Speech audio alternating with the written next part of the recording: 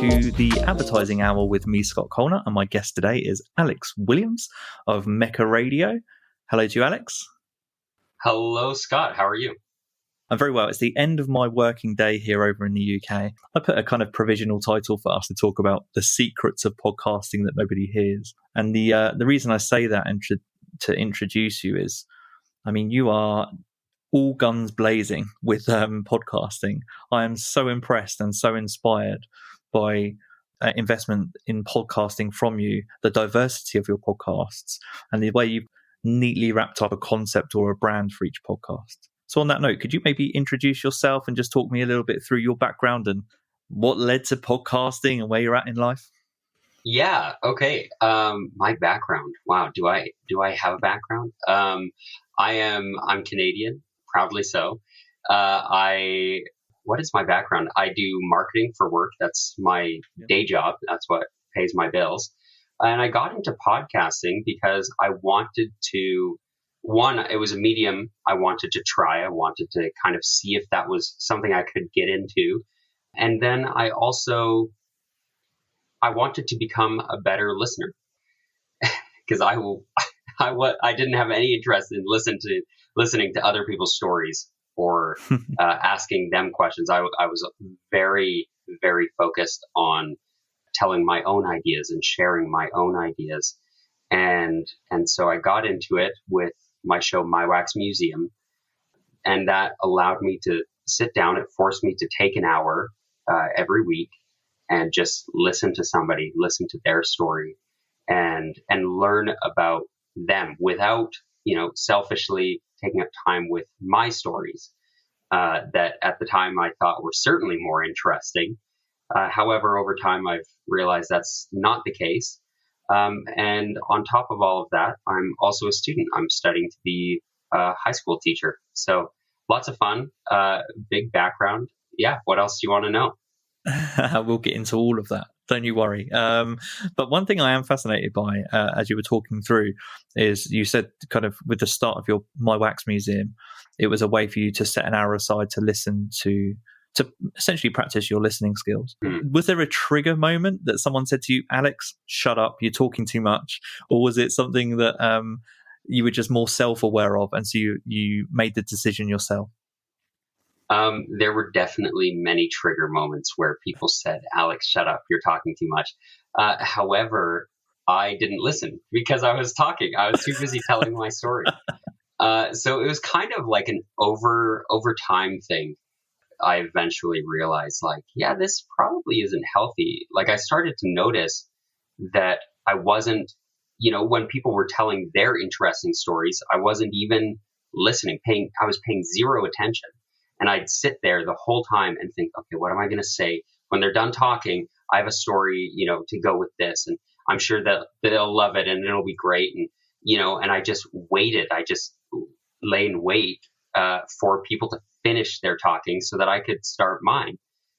And, and I kind of realized that probably doesn't make people like you very much. And so there were a lot of shut up, Alex moments, but eventually, like with everything, I think it kind of comes to a point where you realize that it is a real problem and you kind of accept it for yourself. And that's where I eventually got to. And around that time that you were deciding, you were interested in podcasting and you had this concept in mind and these things that were coming to fruition, were you already in marketing at that stage in 2018? Or have you been in marketing for a while? Yeah, so I was in marketing, but very vaguely. I had a normal day job, but it was just marketing was kind of the thing I was doing on the side for my buddy's restaurant. And it's actually only within the past year that it's become my full-time job. And were you studying in 2018 still to be a teacher? How long's that process and where are you at in that process at the moment? Let's see. I'm 2 years in. I have a year till graduation. I've kind of sped it up, trying to spend as little time in school as possible. And so I wasn't in school yet when I started. School actually wasn't even on my radar when I started podcasting. I had wanted to go into marketing full time. and I was trying to do that. I was actually working. I think when I started, I would have been a manager at a dry cleaners was my job at the time. And yeah, like I said, school wasn't even on my radar. So it's kind of funny that it wasn't till I went to school, because marketing wasn't working that great for me, that it actually started to become feasible for me. So it's kind of funny. Yeah, and it's a strange way in which things work out. And seeing you doing what you're doing with podcasting, one of the things that was in my mind coming into speaking to you was, I find it fascinating that you're going into a career of teaching. I kind of want to touch on that a little bit, because I'm always curious about people that want to be teachers. But I think there's a whole world ahead of you in full-time podcasting, and I want to know if that's a challenge for you. Have you toyed with the idea of, maybe not teaching and going into media? Mm-hmm.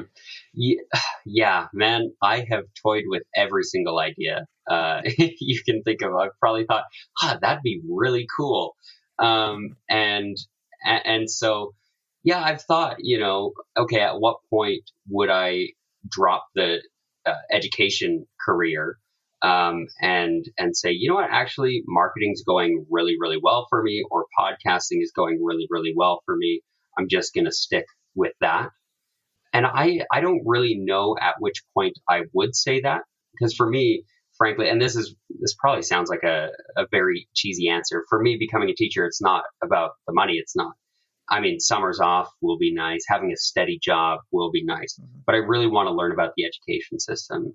If you go and you look at my podcasts, each of them has some education element to them. They're part of that communication. And so I think even if podcasting was going really, really well, I think I'd probably still end up being a full-time teacher for probably at least 5 years, just because it's something I really want to do. It's something that I want to try out, and it's something that I'd like to see how the system operates, so that I'm educated. Yeah, I guess the great thing with podcasting and marketing in general these days is that, if you have a job or aspirations to do something like teaching, which is a very demanding job and it will take a lot of time, that you said you still have summers and you still have evenings, and podcasting is one of those. It's a skill that can be adaptable to your full-time job. I'm actually recording this after my full-time job in the UK at the moment, so you can fit things in with your schedule, and it doesn't disrupt, and it actually adds to your day. It adds a lot of value to your day.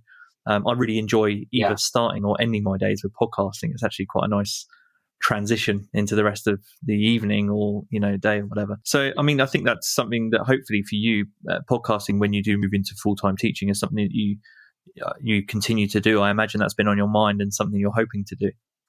Yeah, absolutely. I mean, so something I do with each project that I start is I give it a sunset clause. I say, okay, it has to be either it will end definitively at this point, right? I set a time limit on it. I say when I'm going to drop the project, or maybe I say when I'm going to drop it, but then I also add in certain conditions, right? I say, okay, it has to be earning me this much. Otherwise, I have to drop it, right? By this date. And with podcasting, I do that with every single one of my projects. I set an expectation. If it doesn't meet that expectation, I allow myself to move on from it. And My Wax Museum in particular, I've said I'm going to interview 999 people, 999 individuals, and then I'll call it quits. At one interview a week, I'll be mid-ish 40s by the time I'm done. And so I plan to keep doing it in whatever format I want to, because it is such a personal project. The other ones usually have much shorter lifetimes, but that's kind of how I manage that idea. And it is something, like you said, that you can come home from work at the end of the day and you can sit down and do an interview. You can have a conversation. You can write, you can record, you can edit, you can upload. You can do all of that at the end of the day. It makes a really, really good and really satisfying hobby. If you have a message you want to share, it's perfect. I want to get into detail about all of your different podcasts and the stories behind them, and everything is kind of fascinating to me about the different concepts for them all. But before I do that, we touched on how you moved into podcasting or got into that. We've talked about maybe your motivations for teaching, but I am curious to know how you fell into marketing. How did marketing come into your life? Yeah, so me and my buddies growing up, we'd always make funny videos. Even me and my siblings, we all loved film.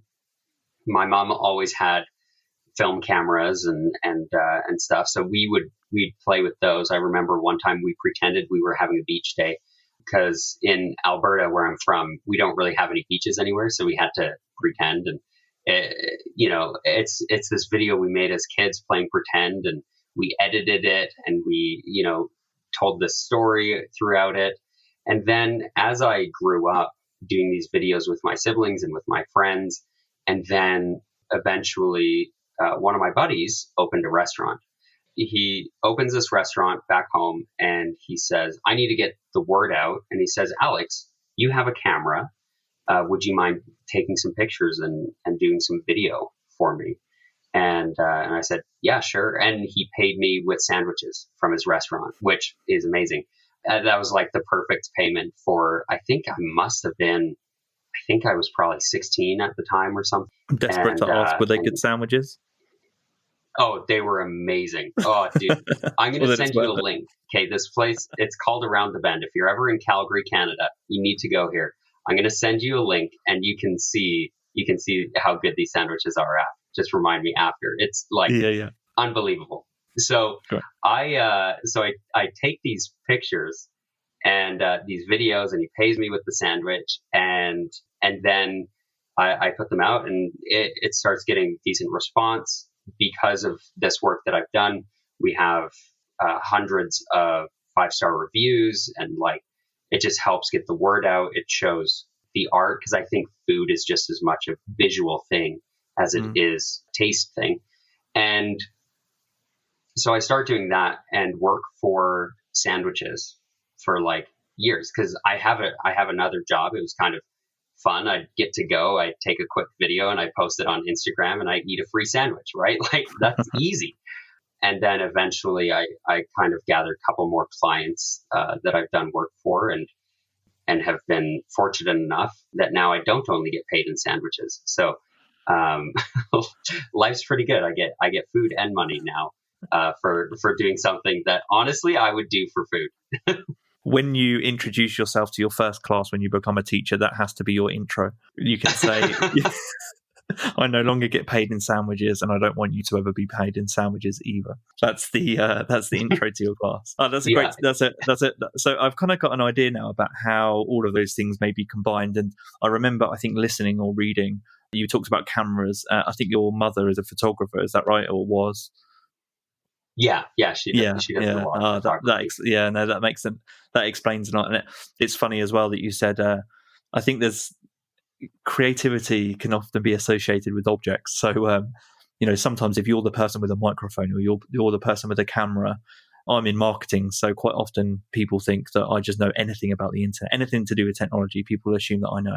And it's definitely not the case. Yeah, it's definitely not. Yeah, I get that all the time too.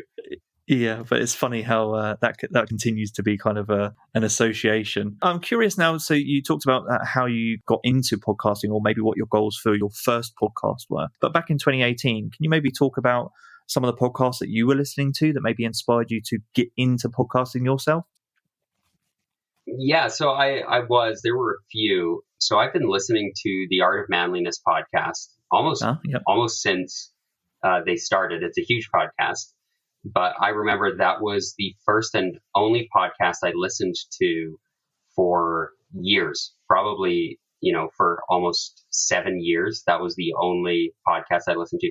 I didn't know where else to find podcasts. It was kind of like an occasional, I'd put it on kind of thing if I saw it in my feed. And I really didn't know what it was, but I listened and I loved it. Then I had a friend from the creative community in Calgary. His name's Kyle Marshall, and he makes a ton of podcasts as well, and he does a phenomenal job at it. And I saw what he was doing with it, and I thought that's a really cool medium. So I started listening to his podcasts. So he owns Media Lab YYC, and he creates all these amazing shows. And so those were really the first podcasts that I really listened to. And then, of course, I feel like the number of podcasts people listen to can become exponential. So now, the first one I listened to for 7 years without any others. And then I added a few more in 2017, 2018. And then now I am following like 130 in my podcast app, I think. So it was very small at the beginning, but I just really enjoyed the interviews, the conversations. And I always got something out of Brett's interviews on the art of manliness. And so I thought, okay, well, how nice would that be to be the interviewer and to get this knowledge from people directly and to hear their stories more directly. So that's kind of why I went immediately to like just a standard interview podcast. That's a great transition, and this is going to be a tough question for you to try and remember, I guess. But can you maybe go through and detail out the podcasts that you've been involved with, whether you've hosted them or co-hosted since My Wax Museum, and maybe just briefly describe each one? Yeah, so of course, My Wax Museum, briefly, I sit down and listen to people's stories, just people that I know, to show people that the people in your lives are very interesting and they have their own amazing and individual stories that are worth hearing and worth listening to. And then it was almost a year later, I started working on the People of Home. People of Home was kind of an amalgamation of these ideas that I had. I wanted to tell stories. I enjoyed fictional worlds. And I also wanted to have political conversations without the unhelpful labels of the real world. For instance, I don't know how common it is in the UK, but, if somebody said, oh, you're a member of the Labour Party or a conservative, or a Tory, right? And that's how they identified you. It's not very conducive for a healthy conversation. And so I said, okay, I want to have these conversations. And so on the People of Home, we talk about the creation of a young nation.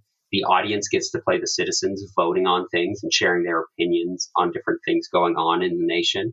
And we also get to have these conversations without the burden of those real world labels.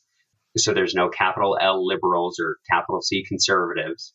It's just people sharing their opinions and how they feel about different issues. So it's been an interesting experiment for sure. And then we also have Lando and Lexi. That's something I do with my little sister very occasionally, very rarely release episodes.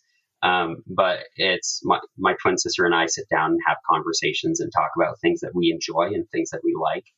And then I do a show with my little brother called The Old Goal of Truth. And Bryce is my brother, we are using philosophy as a means of self-improvement. I was kind of annoyed and still am kind of annoyed with the rush to it, 5 quick tips to make your life better. I think when you spend time thinking in introspection, you spend time studying other people's thoughts and thinking about these things, I feel like it gives a more lasting change. So that's largely the idea behind The Old Goal of Truth, is to study philosophy, my brother and I, as a means of self-improvement. And then, of course, we have my older sister's podcast, which I'm fortunate to edit and help produce, called She Has a Name Too. And my sister sits down and asks mothers who they are when they're not being called mother.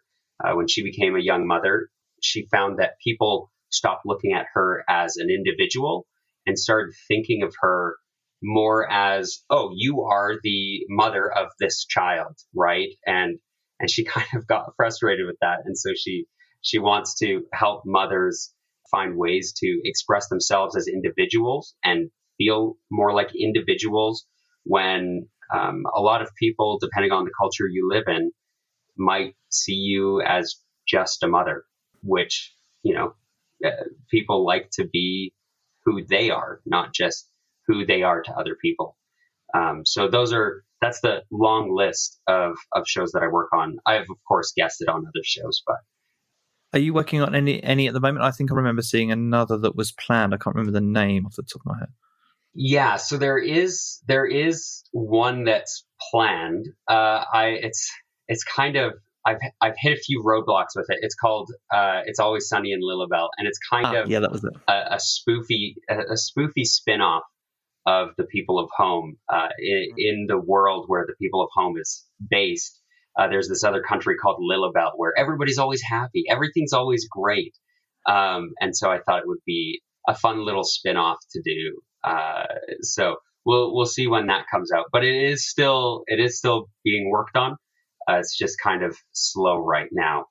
There's a story and there's lessons in each one of these podcasts. But when I heard about you and I started kind of researching these podcasts, I jumped in straight with, I think the first one I listened to was People at Home.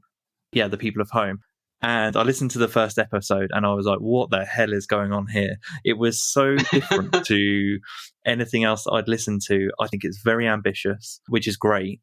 I think the biggest compliment that I can pay you is the fact that it's so different to anything else that I heard. And I immediately it's a weird thing. I understood the concept. I really like the execution. And I've only listened to a couple of episodes, so I'm still kind of finding my feet into it. But I really like what you're trying to execute with that podcast. And so, yeah, I think a ton of credit and praise your way for doing something that's so ambitious. There's two things that stand out to me. One is a compliment and one is a question. The first one is the compliment is one of the first things that stood out to me was your voice. You've got such a good voice for broadcast. So, if podcasting doesn't make you sandwiches, then maybe you can do voiceover work into the future, because I think that you have the right voice for it. So that stood out to me, just an amazing voice for podcasting. And thank you. I really appreciate that. Oh, no, that's fine. And the second thing that stood out to me was the editing. I just thought that must be a really complex podcast to edit. Maybe can you speak on the production of that podcast? Does that take a lot of time? Yes. Yes, it does. Yeah. So, the People of Home is easily the most complicated one to edit. Yeah. Because when you're listening, every bit, every segment has been recorded individually. I know in some of the earlier episodes that are almost 9 months old now, we were trying to have some sort of debate between these different, candidates for the leadership of this small country of home. And so we recorded them separately. So in order to do this, I have to really prepare. And what I try to do is get some information beforehand from everybody who's going to be in that episode, so that I can at least have each person who I've recorded with make comments on what's been said. So, for instance, one of the things that I did, there's an episode where we talk about the economic ideas of each of the candidates, and each of them we recorded separately. And then what I did, because the next episode was going to be Dr. Moncayo, one of my economics professors here, it was going to be him commenting on what they've said. However, the way that things worked out, I was going to be back in Canada by the time this episode would come out. So I had to record it in advance, which means I had to edit what these people said in advance.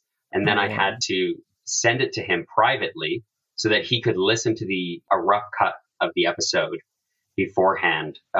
So it was this very ring around the rosy kind of thing. But I've kind of streamlined it a little bit more now, just with planning certain things that I'd like each guest to touch on, building events into the narrative so that there's something that kind of ties each interview together rather than it feeling completely disjointed. And then it's just a matter of me sitting down after I've recorded all of these segments. I sit down and make sure I have the script written out well that connects each of these individual segments so that it can seem like one continuous show. And of course, it depends which episode you listen to, but it's all recorded sometimes weeks apart.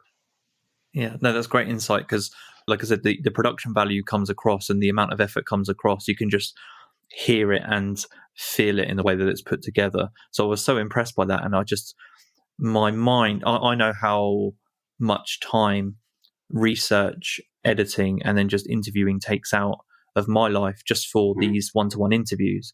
So, and then I thought to myself, well, for something like that, that must be, I'm interested to know, I'm assuming that out of all of the podcasts that you host or co-host or edit, that is probably the one that takes the most time. Is that correct? Oh yeah, absolutely. Yeah, by a long shot. Yeah. And I haven't got that far into, like I said, I've listened to the first couple of episodes, but the other thing I was curious about with this podcast is, are all of the contributors people that you know, friends, family? Yeah, so it's all people that I've met through one way or another. In later episodes, as you kind of move through, I have more guests just kind of from the podcasting world to hear about what they're doing. There were a few other people that I reached out to, and I've reached out to a few people thinking they'd be an interesting guest. Some have gotten back to me. Some have said no. Some have said yes. It just kind of depends. But for the most part, I mean, like two of my biggest collaborators, Dr. MeCHo and Dr. Carter, they've been professors of mine. And actually now I TA for them, and I'm working with them on a few other projects. But yeah, it's largely people that I know, people that I meet, and I tell them about it, and they say, I'd love to help. Or they tell me what they do, and I say, I'd love your help. And so it kind of goes both ways. That's interesting, because I'm going to touch on this maybe in a moment, but I mean, what great support you've got from your professors there for them to invest their time in you. That's just lovely to hear. And then also for you to be able to, I imagine they get a lot from you in support of them as well. So it's just a really nice relationship to hear about. But one topic, and moving on to a different podcaster, moving on to She Has a Name Too. I wanted to ask, and this is actually going to be something similar for all of the podcasts, but was it a difficult job to convince family members to jump on podcasts with you? Was it easier for some people than others? I just find it amazing that you've managed to group together your siblings and either hosting, co-hosting, or help edit their podcast. Yeah, that's actually a great question. Was it hard? Definitely harder for some than others.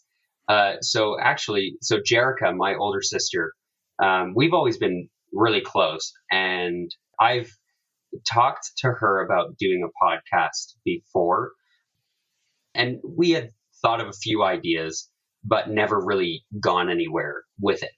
And then eventually, it was just, I think it was in February, we were on a phone call together, we were chatting, and she says, I thought of a project that I want to do, and I'm wondering if you'd be able to help me.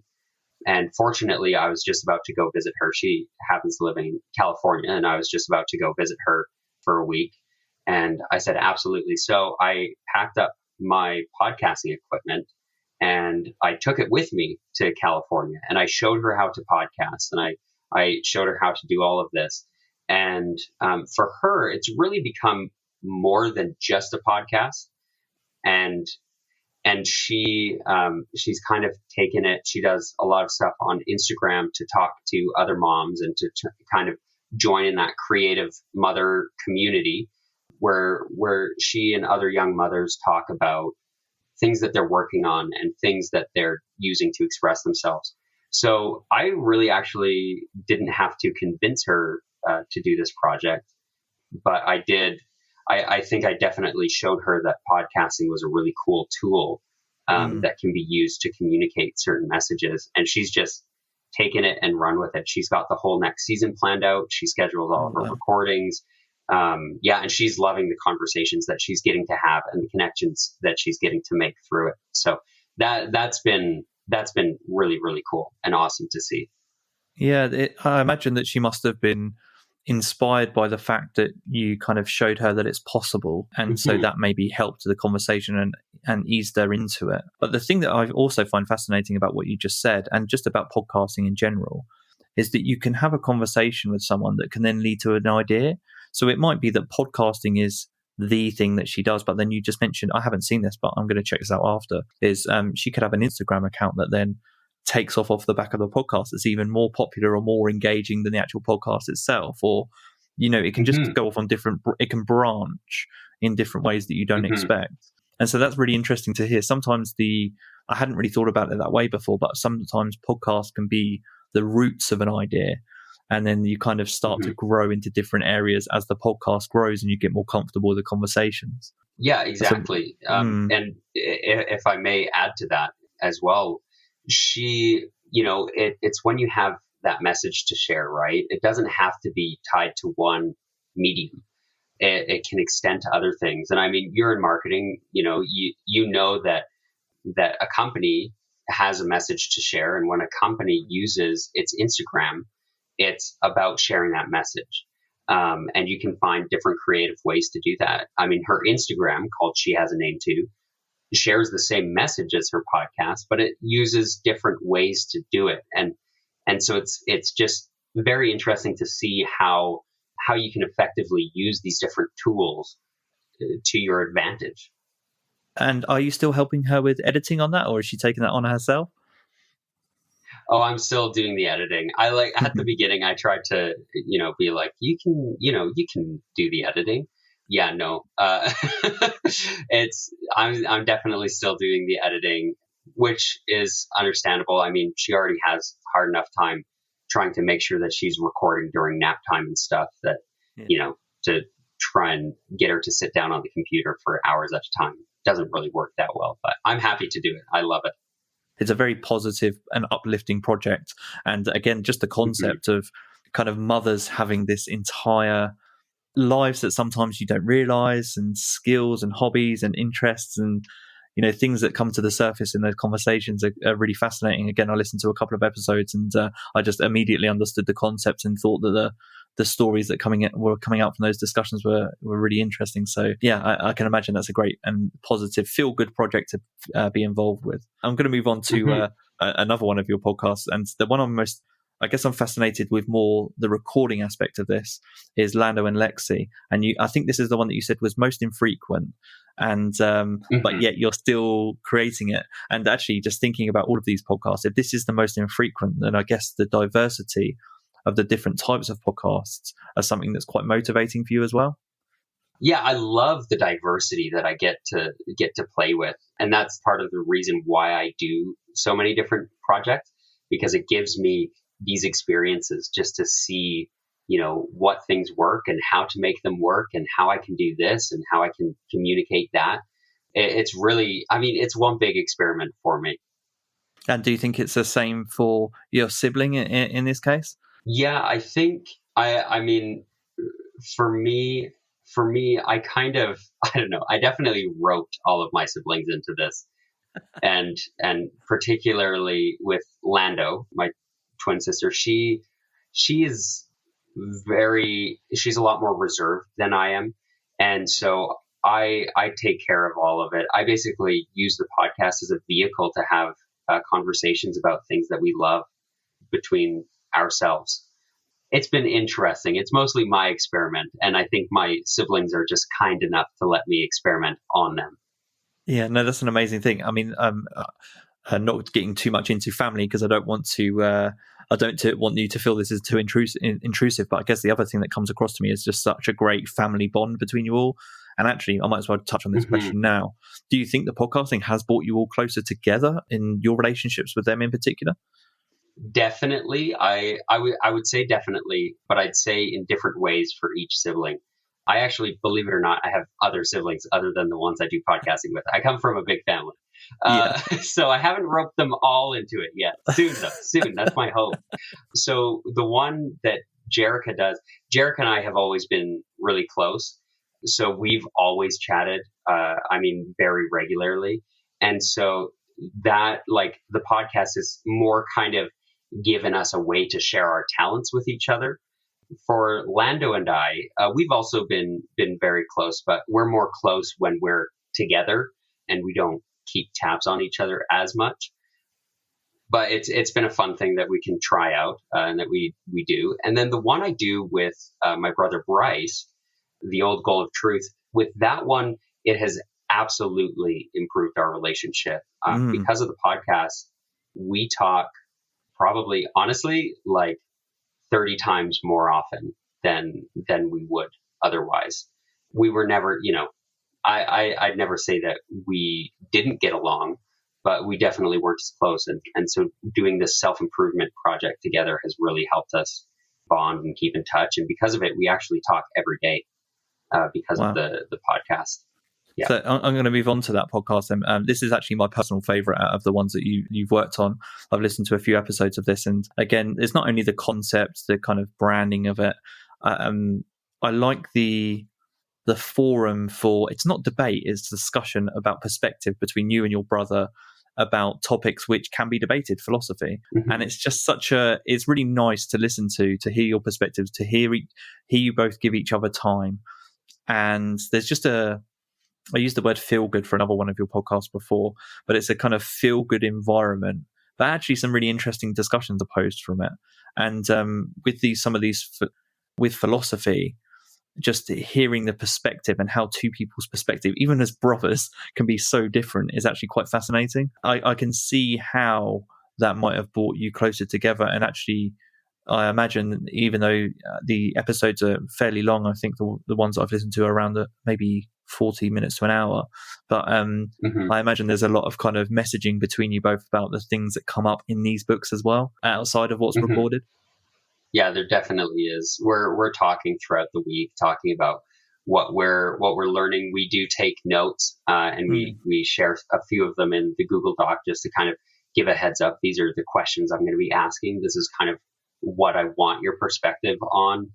And it has been interesting, you're right, to kind of see how different our opinions can be on different subjects. Yeah, there are a couple of other things that I love about this podcast. One is actually just hearing Bryce. So it's funny, you mentioned, I think it was with Lando, that you said maybe a bit more hesitant, a bit more reserved to come. And I felt the same with Bryce. But then actually, as you listen to more recent episodes, it kind of eases into it as the episodes go on. And and you both bounce off each other really well. So I think there's a natural ability to podcast, or for him to share his opinions. It's really, I guess with any podcasting, it's really nice to hear someone's evolution or learning out loud. And if you hear it out loud, you're kind of on the journey with them. So I kind of felt with a couple of those episodes, I was on the journey with you both, figuring it out. It's actually made me think, I want to read Socrates and, some. And the other thing actually has made me realize is that the concept of just taking whether it's philosophy or whether it's a book or it could be music, there is room to take this concept and apply it to different forms of media or entertainment. And actually, so that's a great idea for anyone that might be listening, that might be stuck with a podcast idea. You can just take the medium that kind of you most enjoy or think you might get something out of, and just debate it with friends or family. And I say debate, you could just discuss it and just discuss your perspectives on it. It's such a simple but effective concept. So this one, what was it interested in as well? I wanted to know the production behind this. Did you was it all recorded at once? Was it recorded over a long period of time? You've got to take into account reading of the books, and I couldn't quite figure that out. Yeah. So this one's interesting because all the other shows I can record in advance. I mean, My Wax Museum, for example, I'm recorded until November with that show, right? Whereas this one, because we are working on this personal development, we could do a lot of it in advance. We could have a lot of the discussion in advance, but I think there's a lot of value in taking it slow, in doing it weekly. So the way that we do this one, we read the book during a hiatus between seasons. We read the book, and then we divide the book into segments, and we kind of plan out the season.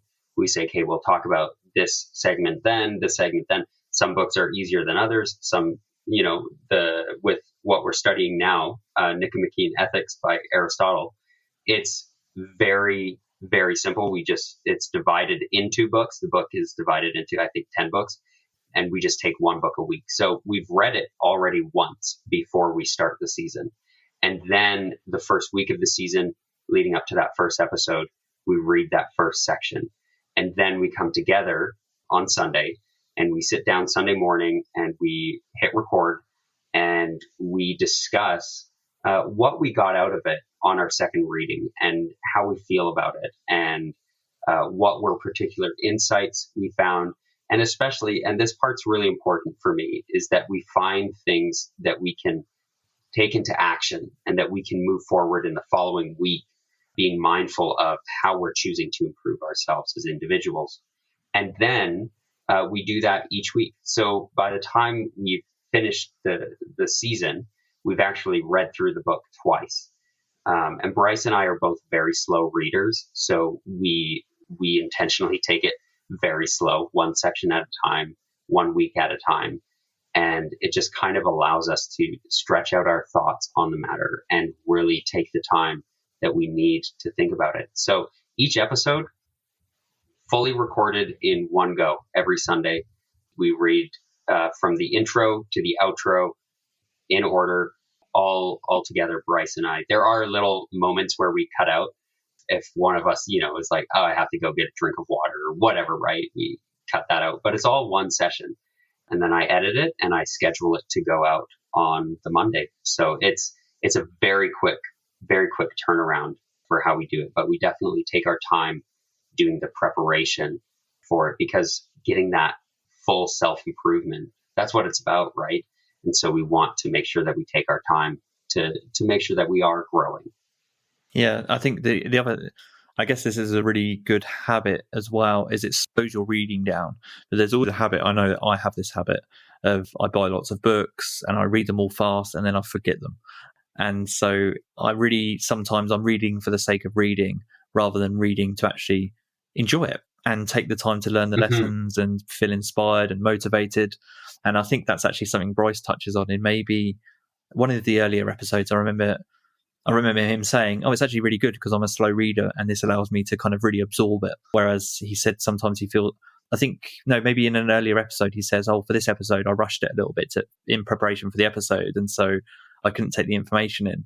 And so, yeah, it reminded me of how important it is to slow down reading. So doing that a chapter or a section once a week is kind of a really smart way of actually improving your reading habits, as well as getting a podcast episode, an interesting one at the end of it as well. I just want to transition into the last podcast, which we haven't touched much on, is My Wax Museum, which we talked about earlier as the first one that you got into. I know that you recorded a lot of episodes for this, and I'm just curious to know if there are any standout episodes for you where you really took a lesson that you took a lesson from a podcast that you just didn't expect to take. Because I'm probably going to go away and listen to that episode. So have you got any recommendations for standout episodes? Yeah, I do actually. If you listen to, there's one that I did with Layla Jerusalem that's very recent. She just has a cool story and a lot of like crazy experiences that she talks about. And that's number 73. I'll also recommend that you listen to, and this will it shows the range of people that I have on the show, because it depends a lot on who comes on. And I always tell every guest that comes on, I let them know that, we can talk about whatever you want to talk about. If it's something you don't feel comfortable talking about, we can just skip over it. If there's something that you really want to share, we can make sure that you share it. And so I kind of get this wide range. And one of my good friends, this was episode number 15, or interview number 15, Russell Caldwell. It's called Family, Faith, and a Tumor. And this is a good friend of mine, and he comes on and he just shares like all these heartwarming stories about his experience as a human being. And he talks specifically about his mother and how impactful she's been in his life. So that was really amazing. That was definitely a standout. So number 15 and number 73, I think I said it was. Number 73. Those are the two that I might recommend if you kind of want to see, the range of people that I have on. It's interesting, and that's why I encourage people to sit down and listen this way to the people that they know, because you find amazing stories everywhere. And do you think your listening skills have improved through this process? It sounds like they have. Yeah, they definitely have.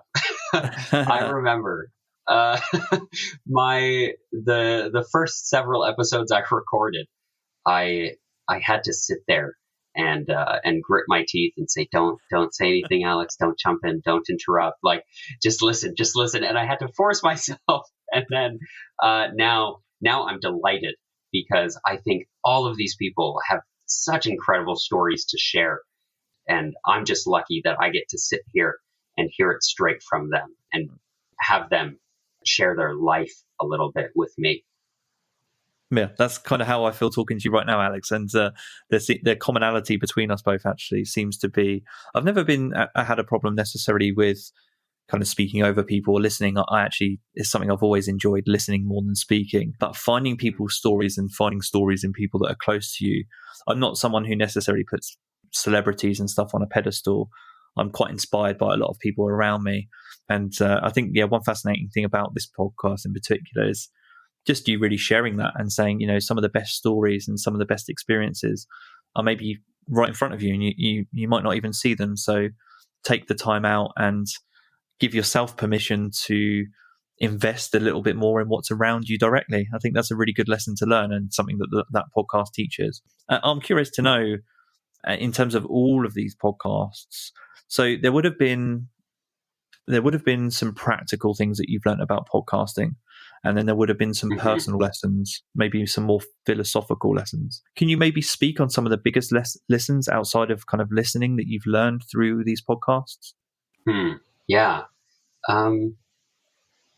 I think it's really important to do your preparation. I think that is practically the most important thing that you can do is like what you did. You sent me an outline before we recorded this. It's just been in the past year that I've started adopting outlines into all of my shows. So doing that preparation beforehand, that is a huge help. And then, obviously decent mics help. So I always try, if I'm in a position to improve my equipment, to improve my production quality, I'll do my best to. But I think if you want a simple, cheap, very inexpensive way that you can improve your show, it's really just that preparation. It's very obvious to me, Scott, that you've done your preparation. You went and listened to the shows. You found out about your guests and what they're doing and who they are. And you put a lot of effort into that. And obviously it's improved the interview a lot because you're able to say, okay, what am I curious about with Alex? And you're able to ask me those appropriate questions instead of just kind of almost being like, so I have no idea what you do. Tell me about it, Yeah. And so I think practically preparation, easy. Yeah, no, that's an amazing piece of advice, and I guess thanks for the compliment as you were talking. You are right. I guess I put a lot of research time into interviewing, and I guess there are a few reasons for that. Personally, is one, I want to feel prepared, and I want to give the best environment possible to take the best lessons possible from interviews. I think I'd feel embarrassed if I just turned up to an interview and didn't know anything about the person I was interviewing. I think then if you're doing that, maybe you have to question why you're doing it anyway. In one of my early episodes of this podcast, I kind of speak on why I'm doing it, and it's really to take time out for myself. I'm in marketing, things are very busy, and funny enough, it actually aligns with some of the reasons you've taken the time out for your podcast. It slows life down for me. It gives me time to reflect on things, discussion, and learn things and hear people's stories that maybe I'm not hearing on a day-to-day basis. Life is fast, isn't it? And so podcasting is a great medium to slow time down. What a great magic ability to be able to utilize. And yeah, I think if at the heart of it, you're curious, that's always going to come across and always going to lead to really interesting conversations. The other thing that I'm quite fascinated by is just the ability, we touched on this earlier, the ability to launch podcasts is so easy now that I think maybe this is the pessimist in me, but there's too many people just jumping on interviews without doing research, and it's just filling the world with jargon. And I don't want that. I want to take the time out to kind of have more interesting and meaningful discussions with people. I think that's what's important to me. Could you maybe speak on some of the, you talked about the technical part, and actually somewhere in this conversation you talked about traveling to California. Can you maybe speak on, has your setup changed over time? Have you moved from old mics to new mics? What are you using at the moment? Yeah. So so what I'm using right now is actually like a whole Rode setup. I have the pod mic, I think is what they Yep. call it, and then I have the Rodecaster Pro, which is a really cool, Ah, useful tool, especially if you want to do more interviews. Obviously, it's a lot more expensive than just getting a USB mic setup, which honestly works just fine. I don't think that my sound quality has necessarily improved since I've gotten it, but it has allowed me to do more complex things, which has really helped. And so the way that I started though, like I mentioned, I started in videography. And so I happened to have a couple lapel mics. And so I started with those. And they're not made for podcasting. They're made for video, but they did the job. I wanted to try something new, and I encourage people. I know people have different opinions on this in the podcasting world, but if you're just an individual and you want to get into podcasting, you can do it from your phone. And I say, why not? If you have a message to share, you can do it that way. I will encourage you to upgrade when you can, but it's a way to get started and a way to get moving. Then after the lav mics, I moved. I had a couple USB mics, and now I have XLR mics. So I've kind of slowly upgraded along the way. And actually, I still use the USB mics when I record with Lando and with Bryce. I left my two USB mics, one with each of them, so that they can record their end locally. And so I still make use of all of my past equipment. It just kind of depends. And now I carry it around. I have a Pelican case, oh, carry-on mate. size. So that's how I went to California. It just barely fit all of my equipment. It worked out very well. The Rodecaster Pro is something I'm very jealous of. So again, you won't know this, but I've been toying. It's just such a beautiful. I'm into technology, so it's just such a beautiful Mm-hmm. gadget, and Mm-hmm. I don't It is. necessarily, I don't necessarily need it, but it's something that once you've seen it and you're interested in podcasting, there's that thing in the back of your mind. It's because of marketers like me and photographers who take beautiful Mm-hmm. pictures of it. It kind of makes you Yeah. want it. But you're completely Yeah. right. When I started this podcast, I was using a Blue Yeti, which is USB, around $100, and then I've actually just moved from the USB mic because it was picking up a little bit too much background noise. And my girlfriend's a singer, so she has an XLR setup with something called I think it's called Scarlett Focusrite, which is a kind of just Yes. Yeah. which is just a mixing console thing. So I'm using that. This is only the second time that I've used this, so I was quite nervous actually because it's a little bit more complicated than just your plug and go USB. So I'm hoping the audio quality Mm-hmm. improves slightly and there's not as much background noise. Even this setup, and I'm recording at home at the moment. The audio quality, I'm using a tool called Zencaster for remote interviewing. It's very inexpensive, so very accessible and very easy to learn. I might pull the trigger on a Rodecaster Pro eventually. But at the moment in the UK, I don't Mm-hmm. know what it's like in Canada at the moment, but in the UK, there's still elements of social distancing because of the pandemic. So I'm not doing in-person interviews. I don't need like kind of 4 people in a room or anything like that. But maybe I'll invest somewhere down the line. But yeah, actually, with your siblings, one thing I've completely forgot to ask, but is everyone under one roof or are people in different locations? Yeah, we're actually all over the place now. So now that we're all adults, or I mean, for the most part, all adults. I still have 3 little sisters who live at home, but my older sister lives in California with her husband and their baby. I actually live in Idaho, is where I'm going to school. Bryce is in Calgary, and Alandra or Lando is kind of everywhere right now. She just moved into her van, which I'm super proud of her for doing. So I love that she's done that. So she goes visits our mom, and she drives kind of around Alberta. Obviously, like you mentioned, with things going on, Wow. you're a little bit more restricted.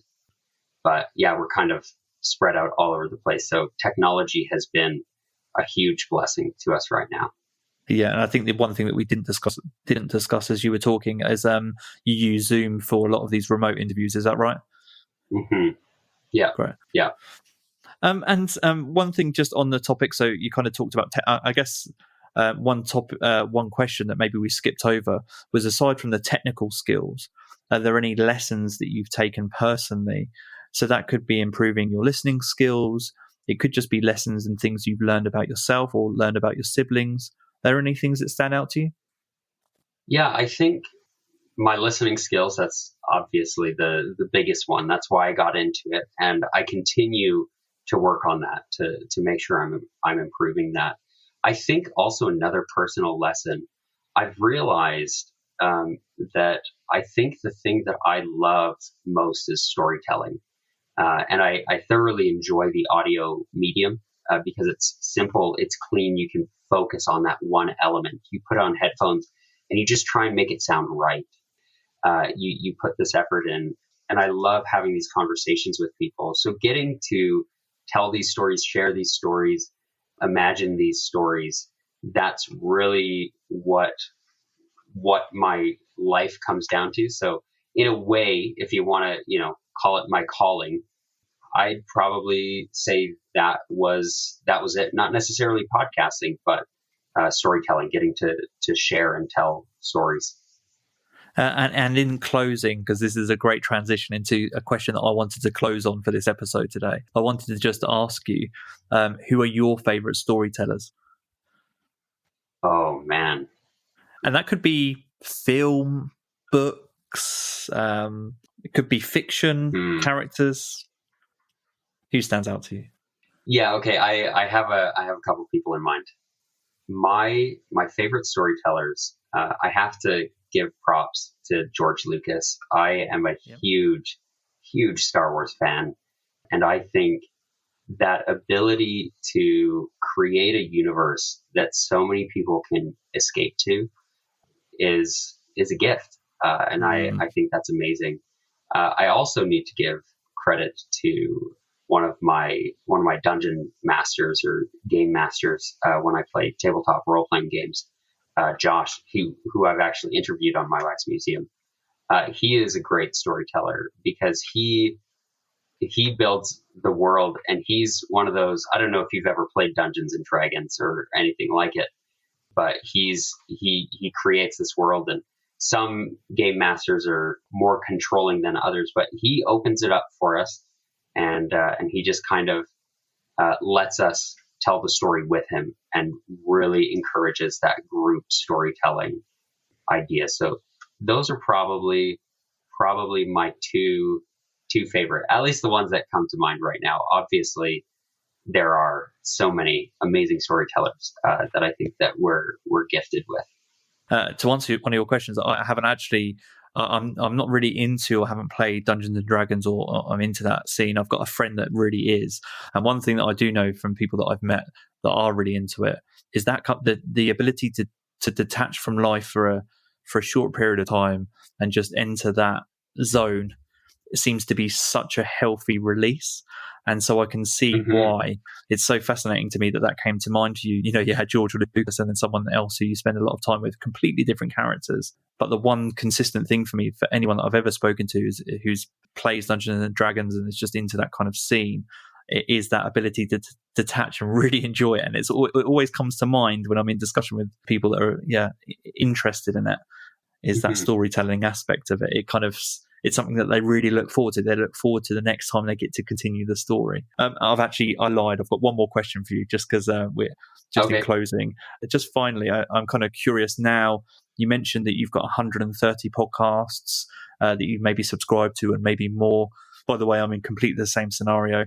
I started out with maybe 2 podcasts 7 years ago. That increased to about 10. And now I'm overwhelmed with the number that I subscribe to. But I'm curious to know from your perspective, any that maybe you've recently subscribed to, or maybe you're just aware of, that you think are really interesting concepts for podcasts that are worth looking out for? Yeah. So just a couple recommendations. I think if you want a good laugh, and if you want to kind of get an idea of what Dungeons and Dragons is like, go listen to the podcast Dungeons and Daddies.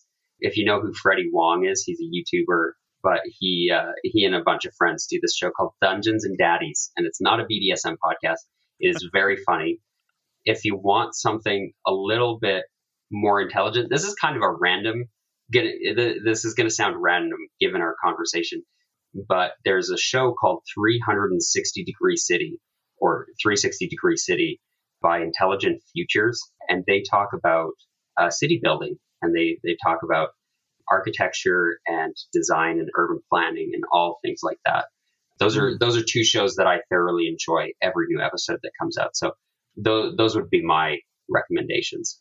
Amazing. I might check that out, because one thing I am fascinated by, I could talk about forever about this, but is there are certain industries which you would maybe associate with being more visual, such as architecture, and to find a way to translate those topics into an audio form and still make them engaging and interesting is actually quite a challenge. So I'm kind of fascinating to see how they do that. So I'm going to check that out based on a recommendation. So thanks for that. Yeah.